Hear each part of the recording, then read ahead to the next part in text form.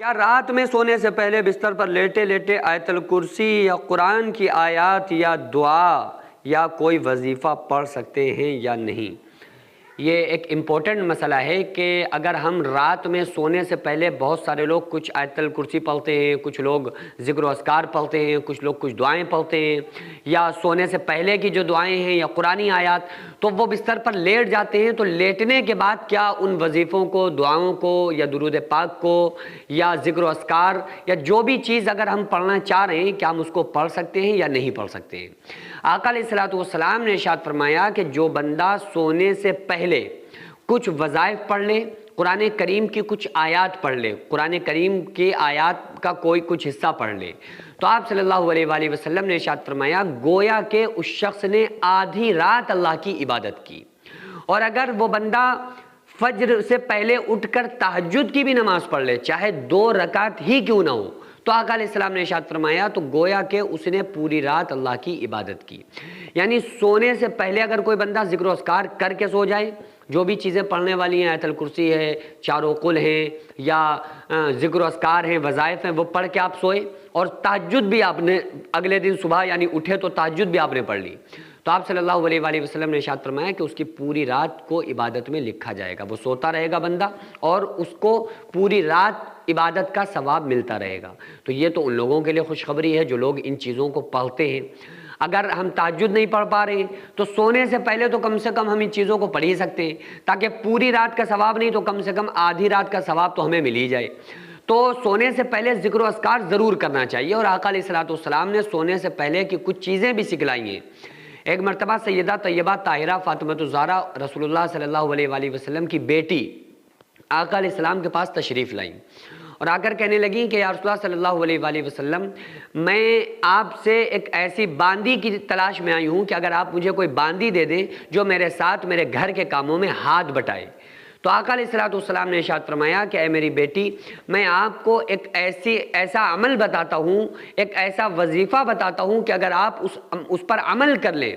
تو اللہ تبارک و تعالیٰ احد پہاڑ سونا خیرات کرنے کے برابر ثواب عطا فرمائے گا۔ کہ کوئی بندہ احد پہاڑ کے برابر کسی کے پاس سونا ہو، وہ اللہ کے راستے میں خیرات کر دے، اتنا ثواب اللہ تعالیٰ اس عمل کی وجہ سے عطا کرے گا۔ اور اس وقت آقا علیہ الصلوۃ والسلام نے فرمایا کہ سونے سے پہلے 33 مرتبہ سبحان اللہ، 33 مرتبہ الحمدللہ اور 34 مرتبہ اللہ اکبر پڑھ کے سویا کرو۔ تو یہ بہت بڑی فضیلت اس کے پڑھنے کی بھی ہے۔ اس تسبیح کو تسبیح فاطمہ بھی کہا جاتا ہے۔ اسی طرح سے کچھ لوگ آقا علیہ السلام کے پاس آئے، انہوں نے کہا یا رسول اللہ صلی اللہ علیہ وآلہ وسلم، ہمیں کوئی ایسا عمل بتا دیجئے تاکہ ہم قیامت کے دن امیروں کے برابر ہو جائیں، چونکہ امیر جو تھے وہ اللہ کے راستے میں صدقہ کرتے تھے، خیرات کرتے تھے، بہت زیادہ خرچ کرتے تھے، چونکہ اللہ تعالیٰ نے انہیں نوازا تھا۔ تو وہ جو غریب لوگ تھے وہ آقا علیہ السلام کے پاس آ کر کہنے لگے کہ یا رسول اللہ صلی اللہ علیہ وآلہ وسلم، ہمیں ایسا عمل بتا دیجئے جو ہم ان کے برابر ثواب میں ہو جائیں۔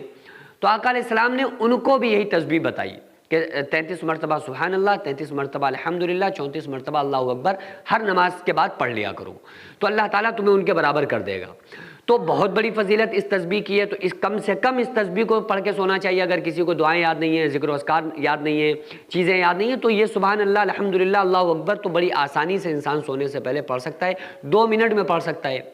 تو اس کو پڑھنے کے ضرور عادی بنیں اور ضرور پڑھا کریں سونے سے پہلے۔ اب آپ یہ دیکھیں کہ اگر کوئی بندہ لیٹ کر ان چیزوں کو پڑھ رہا ہے تو پڑھ سکتا ہے یا نہیں پڑھ سکتا ہے؟ دیکھیں، لیٹ کر پڑھنے سے انسان جو کچھ پڑھ رہا ہوتا ہے نا، تو خشوع اور خضوع ختم ہو جاتا ہے۔ جو پڑھنے کی جو ایک اہمیت ہوتی ہے نا، وہ اہمیت ختم ہو جاتی ہے۔ حالانکہ وہ لیٹ کر پڑھنے کی اجازت ہے، گنجائش ہے کہ آپ لیٹ کر بھی ذکر و اذکار کر سکتے ہیں۔ سونے سے پہلے ذکر و اذکار یا اللہ کرتے کرتے کرتے آپ سو گئے،